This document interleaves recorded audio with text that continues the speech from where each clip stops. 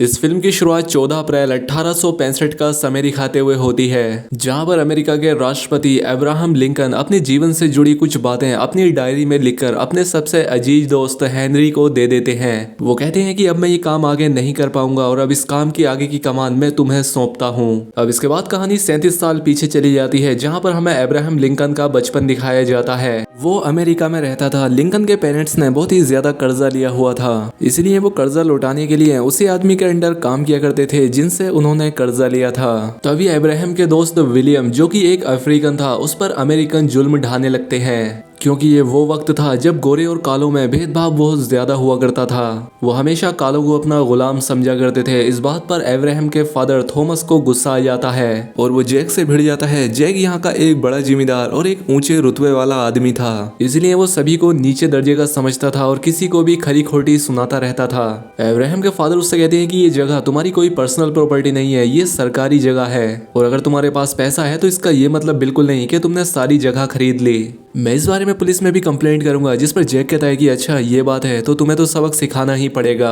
वो इन्हें देखकर एक अजीब स्माइल करता है और इसके बाद ये लोग वहां से चले जाते हैं। इसके बाद सीन दिखाया जाता है और रात का, जहां पर अब्राहम अपनी एक ऊपर वाली जगह पर लेटा होता है। उसे अपने घर में किसी के होने की आहट होती है और जब वो नीचे देखता है तो उसे उसकी माँ के पास जैक दिखाई देता है। लेकिन अब्राहम बहुत छोटा था और इससे पहले वो उसके साथ कुछ कर पाता, जैक उसकी मोम के साथ कुछ करके वहां से चला जाता है। खैर अब सुबह हो जाती है और जब थॉमस अपनी वाइफ को देखता है तो उसकी हालत बुरी तरह से खराब हो चुकी थी। उसकी आंखों की पुतलियां ऊपर चढ़ चुकी थी। खैर अब थॉमस जब डॉक्टर को बुलाता है तो डॉक्टर कहता है कि मुझे ये बीमारी नहीं लग रही है, इसे इलाज के लिए शहर ले जाना होगा। और डॉक्टर के वहां से जाने के कुछ ही देर बाद अब्राहम की मोम की डेथ हो जाती है। अब्राहम अपने फादर से कहता है कि कल रात मैंने जैक को मोम के पास देखा था। थॉमस समझ जाता है कि जैक ने कल का बदला मुझसे ले लिया है, लेकिन वो इस जगह का एक अमीर आदमी था, इसीलिए उससे उलझ नहीं सकता था। और ये बात वो अपने बेटे अब्राहम को भी समझाता है। वो कहता है कि जब तक मैं जिंदा हूँ तुम्हें किसी से भी बदला लेने की कोई जरूरत नहीं है। इसके बाद अब कहानी 10 साल आगे चली जाती है, जहाँ पर अब्राहम एक बार में बैठकर ड्रिंक कर रहा था और अब क्योंकि उसके फादर भी नहीं रहे थे, इसलिए उसने जैक को जान से मारने का इरादा बना लिया था। अब यहाँ पर हेनरी नाम का एक आदमी आता है जो कि यहाँ पर अब्राहम को ड्रिंक करते हुए देखता है और जब वो उसके कंधे पर हाथ रखता है तो उसकी गन नीचे गिर जाती है। हेनरी समझ जाता है कि इसे किसी से बदला चाहिए और जैसा कि अब्राहम ने जैक से बदला लेने का प्लान बना लिया था तो वो उसका पीछा कर रहा था। अब एक गली में जैक अपने शिकार का खून चूस रहा था, तभी वहां पर अब्राहम पहुंच जाता है। अब इन दोनों के बीच एक घमासान फाइट होती है। अब क्योंकि जैक एक वैम्पायर था इसलिए वो अब्राहम को काफी बुरी तरह से मारता है,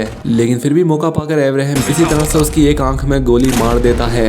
उसे लगता है कि शायद अब तो जैक मर गया होगा और उसका बदला पूरा हो गया है, लेकिन वो एक खतरनाक वैम्पायर था, वो उसकी गोली को भी झेल गया था और अब वो अब्राहम पर भारी पड़ने लगा था। लेकिन तभी वहां पर वो आदमी हेनरी आ जाता है। वो लिंकन की जान बचा लेता है। वो जैक को बहुत ही तेजी के साथ एक लकड़ी के ब्रिज पर फेंक कर मारता है, जिसके बाद हेनरी लिंकन को अपने घर ले आता है। वो उसे अपने बारे में बताता है, कहता है कि मैं एक वैम्पायर हंटर हूँ और साथ ही मैं लोगों को ट्रेनिंग देकर उन्हें भी वैम्पायर हंटर बनाता हूँ। वो अब्राहम से कहता है कि वैम्पायर्स किसी कहानी में नहीं पाए जाते बल्कि वो हकीकत में होते हैं। हेनरी अब्राहम से भी वैम्पायर हंटर बनने के लिए कहता है। वो उससे कहता है कि मैं तुम्हें वैम्पायर हंटर बना दूंगा, तुम मेरे साथ काम करना मेरे लिए, और मैं तुमसे वादा करता हूँ कि वैम्पायर्स के खिलाफ लड़ने के लिए मैं तुम्हें पूरी तरह से ट्रेंड कर दूंगा ताकि तुम जैक और उसके जैसे बाकी वैम्पायर्स का भी खात्मा कर सको। ये सारी बातें सुनने के बाद लिंकन हेनरी की बात मानने के लिए तैयार हो जाता है और वो वैम्पायर्स हंटर बनने के ऑफर को एक्सेप्ट कर लेता है, क्योंकि उसे जैक से अपनी मोम की मौत का बदला लेना था।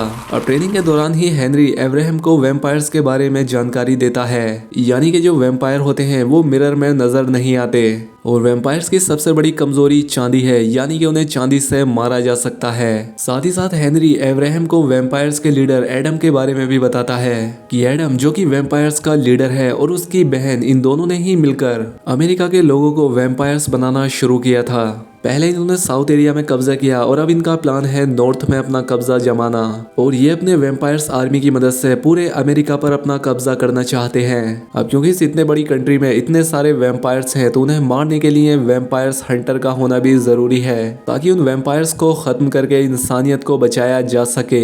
फिर हेनरी अब्राहम को पूरी ट्रेनिंग देने के बाद उसे एक शहर में भेज देता है। यहाँ पर अब्राहम की दोस्ती एक दुकान के मालिक से हो जाती है, जिसके बदले में वो अब्राहम को रहने के लिए अपने पास एक जगह भी देता है और साथ ही उसे काम करने के लिए अपनी दुकान में जॉब भी दे देता है। अब जहाँ एक तरफ हेनरी उन सभी वैम्पायर्स की लोकेशन ट्रैक किया करता था, तो वहीं अब्राहम रात में जाकर उन वैम्पायर्स को मार दिया करता था। ऐसा अगले कई सालों तक चलता रहता है और अब तक अब्राहम ने 50 से ज्यादा वैम्पायर्स का शिकार कर लिया था। हेनरी ने उसे इस काम को करने से पहले एक बात सिखाई थी कि कभी भी प्यार के चक्कर में मत पड़ना और ना ही वो शादी करके बच्चे पैदा कर सकता है, क्योंकि अगर तुमने ऐसा किया तो वैम्पायर्स को तुम्हारी कमजोरी मिल जाएगी। लेकिन फिर भी अब्राहम को शहर में मैरी नाम की एक लड़की से प्यार हो जाता है। वहीं इतने सालों के बाद हमें जैक को दिखाया जाता है, जिसका अगला शिकार कोई और नहीं बल्कि मैरी ही बनने वाली थी। अब्राहम एक बार पहले भी जैक से भिड़ चुका था। वो इसके बारे में हेनरी को बताता है, तो हेनरी उसे एक चांदी की घड़ी देता है और उससे कहता है कि ये वक्त आने पर तुम्हारे काम आएगी। इसके बाद अब्राहम निकल जाता है जैक को मारने, तो वहीं जैक को भी शक हो जाता है कि यहाँ पर कोई तो है, इसलिए वो अब्राहम के वार करने से पहले ही बच जाता है और उससे बचकर भागने के लिए पास ही में मौजूद अस्तबल के घोड़ों को खोल देता है। अब जैसा कि वो एक वैम्पायर था, उसके पास सुपर ह्यूमन स्ट्रेंथनेस और सुपर फास्टनेस थी, इसीलिए वो अब्राहम से मजे लेने लगता है और वो उसे अपने पीछे काफी दूर तक दौड़ाता है। लेकिन एक पल ऐसा आता है जब अब्राहम उसे पकड़ लेता है और उसे मारने वाला होता है, लेकिन जैक उसे मरने से पहले एक बात कहता है कि तुम जिसके लिए काम करते हो, यानी कि हेनरी, वो खुद भी एक वैम्पायर है। क्या उसने तुम्हें ये बात बताई? अब्राहम को उसकी बात पर यकीन नहीं होता और वो उसे मार देता है। लेकिन अब्राहम के दिमाग में ये बात बैठ चुकी थी और जब वो उससे मिलने के लिए उसके घर पहुंचता है तो वो उसे एक लड़की का शिकार करता पाता है।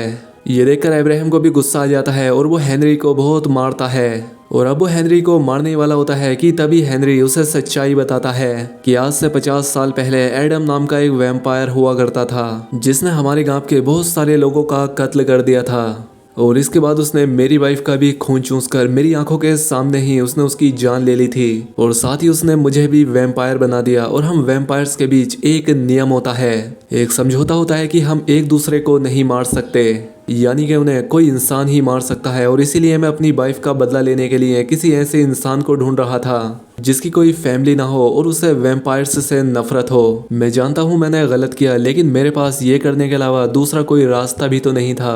लेकिन फिर भी अब्राहम अब उससे बहुत नाराज होता है और वो अपने अब इस वैम्पायर हंटर वाले काम को छोड़ना चाहता था। दूसरी तरफ वैम्पायर हंटर एडम जैक की बॉडी को चेक कर रहा होता है, जहाँ पर एडम को जैक के हाथ में अब्राहम की वो सिल्वर वॉच मिलती है जो उसे हेनरी ने दी थी, जिससे एडम को पता लग जाता है कि अब्राहम ही वो वैम्पायर हंटर है जो कि वैम्पायर्स को मारता आ रहा है। और इसीलिए एडम अब्राहम को अपने पास बुलाने के लिए उसके बेस्ट फ्रेंड को किडनैप कर लेता है ताकि वो उसे बचाने के लिए आए और वो अब्राहम को एक लेटर भेजकर उसे अपनी लोकेशन पर आने के लिए धमकाता है।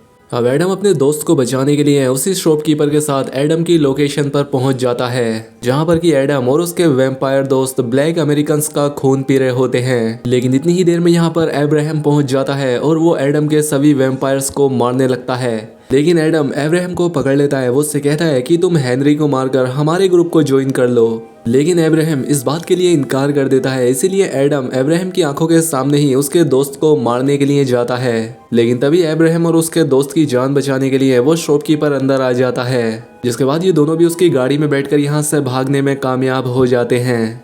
इसके बाद हम देखते हैं कि लिंकन मैरी से शादी कर लेता है जिससे वो प्यार करता था। इसके बाद अब्राहम पॉलिटिक्स ज्वाइन कर लेता है, जहां पर वो गुलामी को खत्म करने के लिए जगह जगह पर ऑपरेशन करता है। लेकिन हेनरी अब्राहम से कहता है कि वैम्पायर गुलामों को खाने के तौर पर इस्तेमाल करते हैं, लेकिन अगर अब्राहम ने गुलामी बंद करवा दी तो वैम्पायर्स के खाने का जरिया बंद हो जाएगा, जिससे वो वैम्पायर अपना आपा खो देंगे और फिर वहां पर वो होगा जिसका वो अंदाजा भी नहीं लगा सकते। वो पूरी दुनिया में तबाही मचा देंगे। लेकिन लिंकन हेनरी की बात मानने के लिए तैयार नहीं था और वो गुलामी के खिलाफ अपने प्रोटेस्ट को आगे बढ़ाता है। अब इसके बाद काफ़ी साल बीत जाते हैं। हम देखते हैं कि अब्राहम इलेक्शन जीतकर अमेरिका का प्रेसिडेंट बन गया है और अब वो अपने बेस्ट फ्रेंड और अपनी वाइफ को लेकर व्हाइट हाउस में रहते हैं। अब इसके बाद अमेरिका की सिविल वॉर स्टार्ट हो जाती है, जो कि साउथर्न और नॉर्दर्न स्टेट के बीच हो रही थी। लिंकन सभी गुलामों को आज़ाद करने का ऑर्डर दे देता है ताकि जितने भी गुलाम हैं जो साउथ और नॉर्थ एरिया में है वो सब के सब आज़ाद हो जाएं।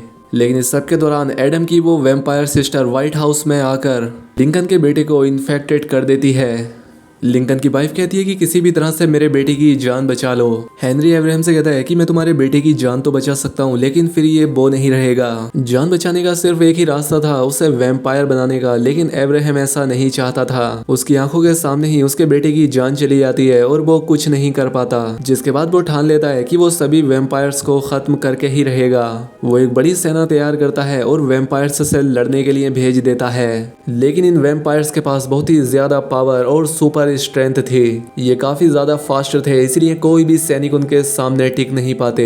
ऐसा काफी समय तक चलता है जहाँ पर बहुत सारे सैनिक मारे जाते हैं। तभी अब्राहम को याद आता है कि इन वैम्पायर्स की कमजोरी चांदी है, इसीलिए वो पूरे शहर की चांदी जमा करना शुरू कर देता है। लेकिन ये बात उसी के ग्रुप के एक पॉलिटिशियन जोशुआ को पसंद नहीं आती और वो जाकर बोडोमा को सब कुछ बता देता है कि अब्राहम तुम सभी वैम्पायर्स को मारने के लिए पूरे शहर की चांदी इकट्ठा कर रहा है और आज रात वो इस चांदी को एक ट्रेन की मदद से पिट्सबर्ग पहुंचाएगा, जहां पर तुम वैम्पायर्स का पूरा कबीला रहता है। बोडोमा ये बात जाकर एडम को बता देती है। अब जिस रात अब्राहम की वो ट्रेन सिल्वर वेपन को भरकर पिट्सबर्ग के लिए निकली थी, तभी वहां पर एडम और उसकी टीम आकर इन पर हमला कर देते हैं और नीचे से बोडोमा उस पूरे के पूरे ब्रिज को ही जला देती है, ताकि वो ट्रेन जिसके अंदर इतनी सारी चांदी भरी है वो ट्रेन ब्लास्ट हो जाए। लेकिन बाद में एडम को पता चलता है कि उनके साथ तो धोखा हुआ है, इस ट्रेन में तो कभी चांदी थी ही नहीं, इस ट्रेन में पत्थर भरे थे और हम लीडर्स को खत्म करने के लिए ही अब्राहम ने ये चाल चली थी। इसके बाद इस मूवी का सबसे बढ़िया सीन आता है, जहाँ पर अब्राहम अपनी उसी कुल्हाड़ी से सभी वैम्पायर्स का खात्मा करता रहता है। हालांकि इस सब में एडम तो मारा जाता है, लेकिन बोडोमा वहां से बचकर भाग जाती है। बोडोमा अपने भाई एडम से बहुत प्यार किया करती थी और जब अब उसका भाई नहीं रहा तो वो अब्राहम की वाइफ मैरी को भी खत्म करने का प्लान बना लेती है और जैसे ही वो उस पर वार करने के लिए उसके पीछे आती है, मैरी भी समझ जाती है कि उसकी जान को खतरा है। उसके पास उस वक्त चांदी का तो कोई हथियार नहीं होता, लेकिन उसने जो अपने गले में चांदी का नेकलेस पहन रखा था वो उसे ही कारतूस की तरह यूज करके बंदूक में ठूंस देती है और बोडोमा के सर पर शूट करती है, जिससे वो वहीं पर मारी जाती है। जिसके बाद वो सभी सैनिक भी अपनी बंदूकों में चांदी भरकर उन सभी वैम्पायर्स का खात्मा करने लगते हैं और इस तरह से अब्राहम लिंकन पूरे देश को वैम्पायर से आजादी दिलाते हैं, ताकि ना तो कोई किसी का शिकार बने और ना ही कोई वैम्पायर। इसके बाद कहानी फिर से प्रेजेंट में आती है, जहां पर हमें 14 अप्रैल 1865 का समय दिखाया जाता है, जहां पर अब्राहम अपनी वो डायरी लिखकर अपने दोस्त हेनरी को दे देते हैं। और आज वो दिन था जब अब्राहम का प्रेसिडेंट का कार्यकाल पूरा हो गया था। तभी ऊपर से एक हेलीकॉप्टर आता है, यानी कि अब यूएस का नया प्रेसिडेंट आ गया है और ये फिल्म यहीं पर खत्म हो जाती है। इसके बाद हमें करंट टाइम को दिखाया जाता है, जहाँ पर लोगों के हाथ में स्मार्टफोन था और वो टीवी पर मैच देखते थे।